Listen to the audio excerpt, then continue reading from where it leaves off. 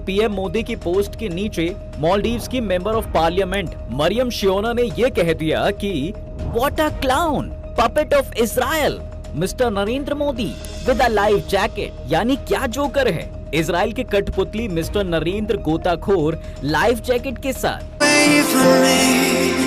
हाय दोस्तों, welcome to my new video. मेरे प्यारे दोस्तों, आखिर क्यों करते हैं मालदीव हमारे जाने माने देश के प्रधानमंत्री मोदी से नफरत?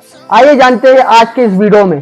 दोस्तों, Lakshadweep versus Maldives, #boycott Maldives, #explore Indian islands, #India out, इन हैशटैग्स ने बीते संडे सोशल मीडिया पर कंट्रोवर्सी के बाजार को गर्म रखा है भाई।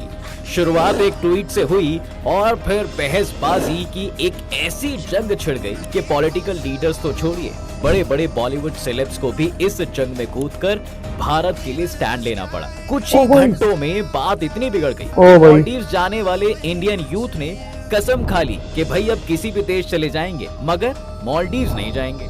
उन्होंने अपनी ट्रिप कैंसिल की और इसके स्क्रीनशॉट्स को ट्विटर पर अपलोड कर दिया। एक के बाद एक जब होटल की बुकिंग्स तेजी से कैंसिल होने लगी तो मालदीव्स की अर्थव्यवस्था को जोर का झटका और भी जोरों से लगा।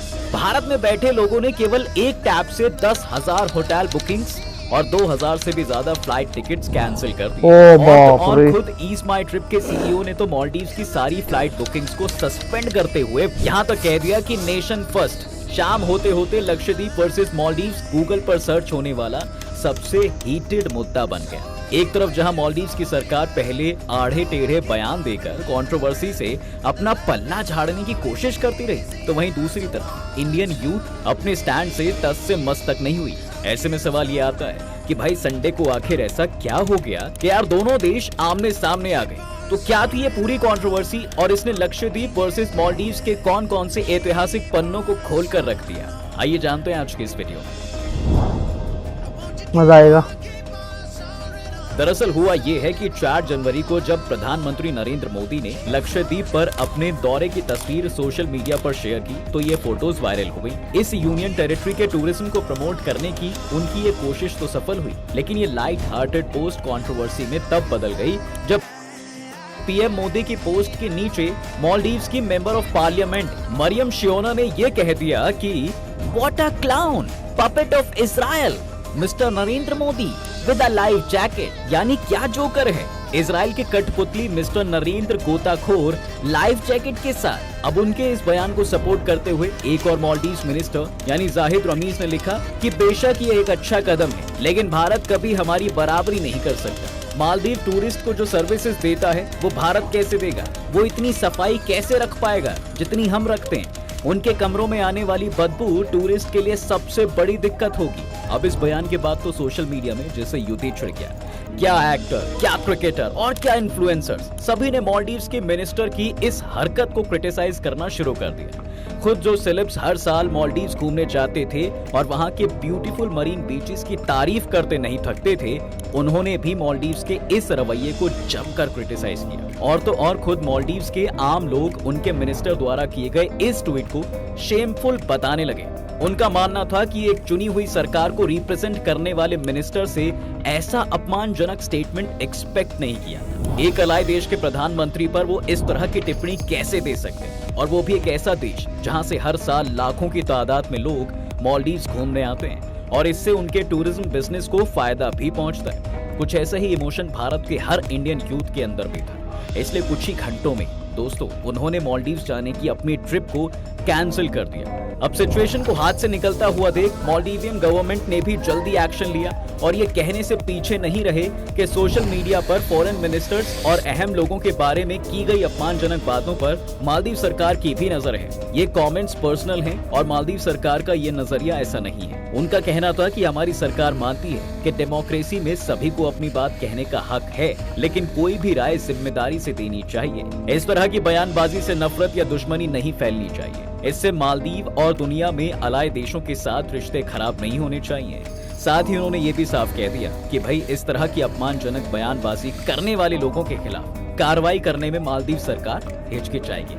अब उनके इस बयान के बाद भी जब इंडियन यूथ अपने स्टैंड से पीछे नहीं हटी और बॉलीवुड सेलेब से लेकर भारत की हर हस्ती ने इसके खिलाफ आवाज उठानी शुरू कर दी, तब मजबूरन मालदीवियन सरकार ने अपनी पार्टी के उन तीनों ही मिनिस्टर्स को सस्पेंड कर दिया जिन्होंने इस पूरी कंट्रोवर्सी को खड़ा किया। कुल मिलाकर अब सरकार की तरफ से तो सफाई आ गई है और कार्रवाई भी हो गई है, लेकिन भारत की जनता ने इसे भैया अपने दिल पर ले लिया है। और ये ले भी कैसे ना, बात हमारे देश के प्रधानमंत्री की जो है। और इसीलिए इंडियन यूथ का स्टैंड अभी भी क्लियर है कि से नो टू मालदीव्स। जिस देश के मंत्री भारत के प्रधानमंत्री की इज्जत नहीं करते, वहां भारतीयों के जाने का तो सवाल ही नहीं उठता है। मालदीव मिनिस्टर्स की ये हरकत दिखाती है कि कैसे इस देश के रनिंग गवर्नमेंट के मिनिस्टर अपने ही नेबरिंग देश को लेकर इनसिक्योर हो गए।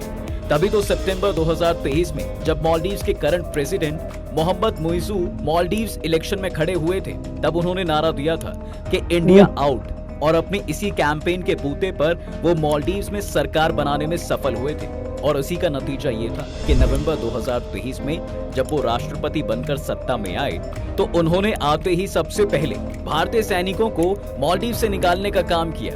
दरअसल मोहम्मद मुइज़ू मालदीव्स की पीएनसी पार्टी के मेंबर हैं, जो भारत की जगह चाइना को सपोर्ट करते हैं। ऐसे में अपने इस कैंपेन के पीछे उन्होंने दलील ये दी थी कि भारतीय सैनिकों का मालदीव्स की जमीन पर होना उनके देश की सॉवरेनिटी पर एक बड़ा खतरा है। जबकि ये देश भूल गया कि 1988 में इनके प्रेसिडेंट गायूम को बचाने में भारत ने ही सबसे बड़ा योगदान दिया था। बंदूक, बारूद और हाईटेक हथियार लिए जब कई विद्रोही मालदीव्स के चप्पे चप्पे पर फैल गए थे ना, और सत्ता पलटने की कोशिश कर रहे थे, तब यहाँ प्रेसिडेंट अब्दुल गायूम की जान खतरे में आ गई।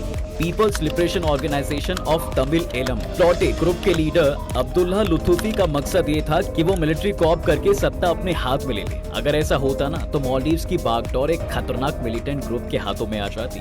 इससे बचने के लिए प्रेसिडेंट अब्दुल गायूम अमेरिका, ब्रिटेन जैसी सुप्रीम पावर नेशन से मदद की गुहार लगा रहे थे, लेकिन सभी ने मदद करने से मना कर दिया था। बल्कि उनका सुझाव तो ये था कि भारत से मदद मांगो, क्योंकि वो सबसे पास है। और जब प्रेसिडेंट गायूम ने सच में ऐसा किया, तो हमारे देश के वीर शेरों ने पूरे साहस और वीरता के साथ इस मिशन को अंजाम दिया। तब वो Indian prime minister Rajiv Gandhi ही थे, जिन्होंने मालदीव्स की मदद के लिए हर संभव प्रयास किए थे भाई। पैरा ट्रूपर्स की एक टीम को उतारने से लेकर इंडियन आर्मी, एयरफोर्स और यहाँ तक कि आईएनएस गोदावरी तक को इस तख्ता पलट को रोकने के लिए भेजा गया था। और सभी ने बखूबी काम करते हुए न केवल मालदीव्स के राष्ट्रपति को बचाया था, बल्कि असली गुनहगार को पकड़कर मालदीवियन मिलिट्री के हवाले भी कर दिया था। साथ ही साथ इस देश में शांति भी स्थापित की थी। अगर उस दिन इंडियन मिलिट्री आधे घंटे से भी लेट होती, तो शायद ये देश एक ऐसे आतंकवादी के हाथ में जा सकता था जो इसे टूरिज्म हॉटस्पॉट के बजाय टेररिज्म का एक गढ़ बना देता। मगर इंडियन आर्मी ने तो ऐसा होने ही नहीं दिया। उन्होंने इस पूरे मिशन को ऑपरेशन कैक्टस नाम दिया, और यहीं से मालदीव्स और भारत के बीच फ्रेंडली रिलेशंस की शुरुआत हुई।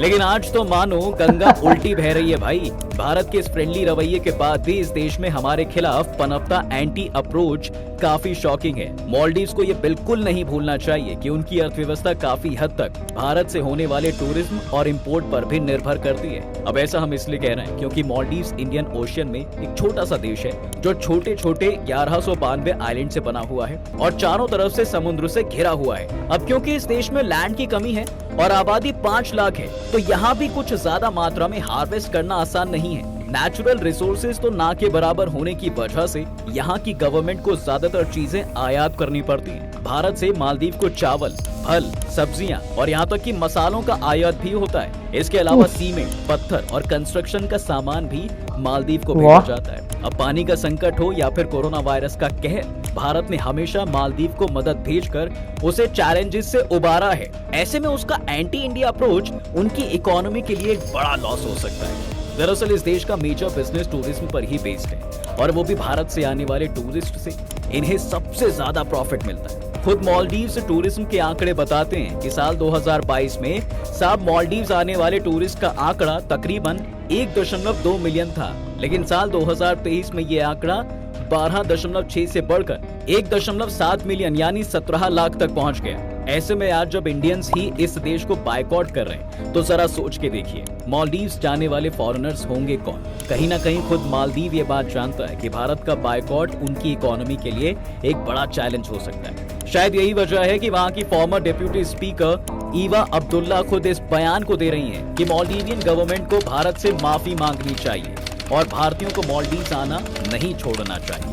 हालांकि इसमें कोई दोहराए नहीं है कि भाई जब भी टूरिज्म की बात होती है तो मालदीव्स के खूबसूरत सनी बीचेस, नीले समंदर और लग्जरियस विलास को ही याद किया जाता है। खुद कई इंडियन सेलिब्रिटीज और इन्फ्लुएंसर्स इस देश के ब्यूटीफुल मरीन बीचेस में जाकर अपना फोटो शूट कराना पसंद करते हैं। वैकेशन के लिहाज से भी इस देश में कंफर्ट और नेचर की झलक साफ मिलती है। लेकिन अब ज्यादा दूर जाने की जरूरत क्या है जब भारत के पास अपना खुद का लक्षद्वीप है।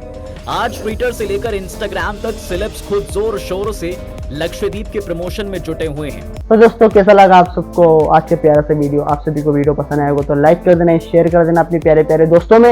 एंड जो भी मेरे चैनल पर नए हैं प्लीज भाई लोग सब्सक्राइब करके जाना। मिलते हैं जल्दी नेक्स्ट वीडियो में, तब तक के लिए अपना और अपना परिवार का ध्यान रखना। जय हिंद, जय भारत।